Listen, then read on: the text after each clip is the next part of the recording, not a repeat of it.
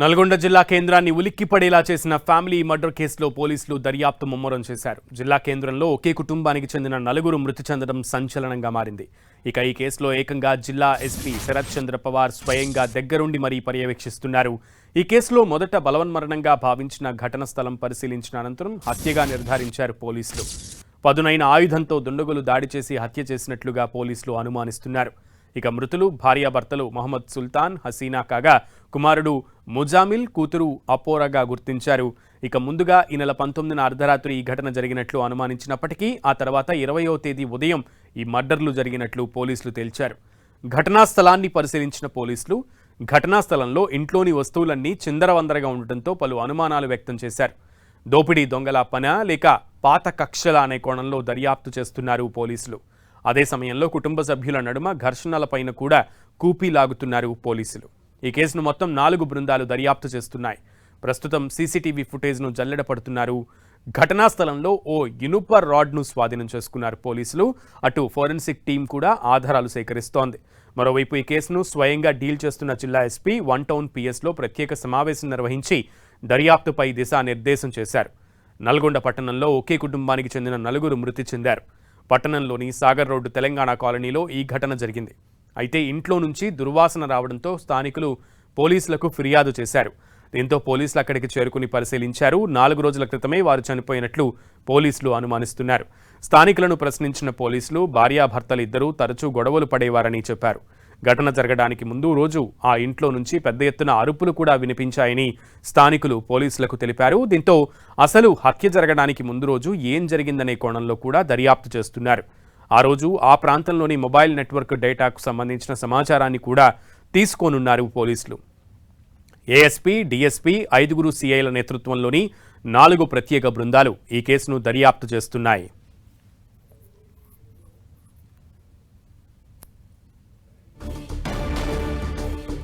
హత్యలకు సంబంధించిన మరింత సమాచారం ఘటనా స్థలం నుంచి మా ప్రతినిధి చంద్రశేఖర్ అందిస్తారు. నల్గొండ జిల్లా కేంద్రంలో సంచలనం సృష్టించినటువంటి 4 దారుణ హత్యకు సంబంధించి పోలీసులు దర్యాప్తు ముమ్మరం చేశారు. ఇప్పటికే జిల్లా ఎస్పీ శరత్ చంద్ర పవార్ స్వయంగా ఈ మొత్తం కేసును పర్యవేక్షిస్తున్నారు. దీంతో మొత్తం కూడా ఇక్కడ డివిజన్లో ఉన్నటువంటి డిఎస్పీ శివరామరెడ్డి, అదేవిధంగా ఇక్కడ ఉన్న సిఐలు, అదేవిధంగా సిసిఎస్, ఎస్బీ అందరూ కలిపి మొత్తం 4 బృందాలుగా విభజించి మొత్తం కూడా ఈ దర్యాప్తు అయితే ముమ్మరం చేస్తున్న పరిస్థితి. ఇప్పటికే జిల్లా ఎస్పీ 1 టౌన్ పిఎస్లో ప్రత్యేక సమావేశం నిర్వహించి కూడా ఎలా దర్యాప్తు ఏ కోణంలో చేయాలి, ఎలా చేస్తే బాగుంటుందన్న కోణంలో కూడా దిశానిర్దేశం చేసినట్టు కూడా తెలుస్తుంది. ఇప్పటికే ఇటు ఫోరెన్సిక్ బృందాలు కూడా ఇక్కడికి చేరుకొని మొత్తం కూడా ఆధారాలు సేకరిస్తున్నాయి. ఇప్పటికే వాస్తవానికి మొదట ఇటు ఆత్మహత్య అని చెప్పి కొంత అనుమానాలు వ్యక్తమైనప్పటికీ కూడా ఘటనా స్థలాన్ని పరిశీలించి అక్కడ మొత్తం పరిశీలించిన క్రమంలో ఇది హత్యగా నిర్ధారణ అయింది. మృతులు భార్యాభర్తలు మహమ్మద్ సుల్తాన్, హసీనా, అదేవిధంగా వాళ్ళ కుమారుడు ముజామిల్, అదేవిధంగా కూతురు అపోరాగా గుర్తించారు. అయితే ఈమె ఇటు సుల్తాన్, హసీనాకి సంబంధించి 2వ వివాహంగా తెలుస్తూ ఉంది.